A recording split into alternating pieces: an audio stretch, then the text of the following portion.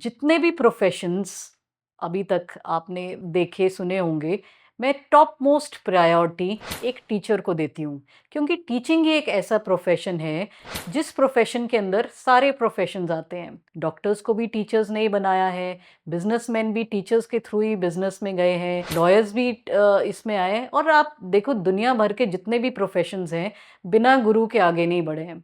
लेकिन आजकल टीचिंग की जो वैल्यू है, कहीं न कहीं आई एम सॉरी टू से बट टीचर्स ने इसकी वैल्यू थोड़ी कम कर दी है। पहले क्या होता था टीचर कुछ भी बोल देती थी यानी गुरु कुछ भी बोल देते थे तो बच्चे चुपचाप से सुन भी लेते थे।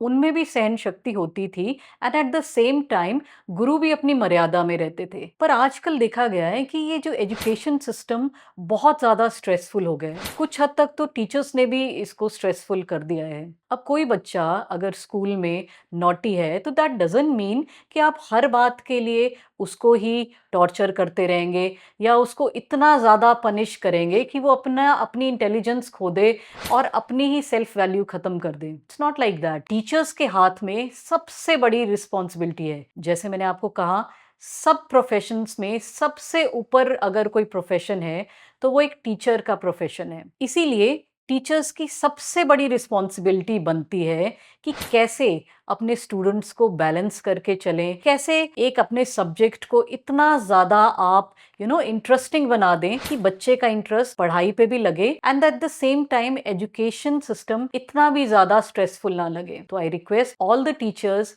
कि प्लीज़ अगर आपकी क्लास में कोई शरारती बच्चा भी हो तो आप प्लीज़ उसको इतना ज़्यादा टॉर्चर मत करो। उसकी सिर्फ एक ही कमी मत देखो कि वो शरारती है। हर थोड़ी-थोड़ी देर में उसको क्लास के बाहर जाके खड़ा कर दो या give him punishments. Like every coin has two sides. तो हो सकता है वो बच्चा शरारती हो but at the same time he might be having some other qualities also. तो उसकी उन क्वालिटीज़ को भी आप वैल्यू करो and give him equal treatment in class. So all the teachers जो भी इस वक्त मुझे सुन पा रहे हैं, आई रिक्वेस्ट यू कि आपके हाथों में भगवान ने एक बहुत बड़ी रिस्पॉन्सिबिलिटी दी है। आप ही के थ्रू आप किसी का भविष्य बना भी सकते हैं और आप किसी का भविष्य बिगाड़ भी सकते हैं। तो आप सभी टीचर्स से मैं यही गुजारिश करती हूँ कि आप अपना योगदान बच्चों को संवारने में लगाओ।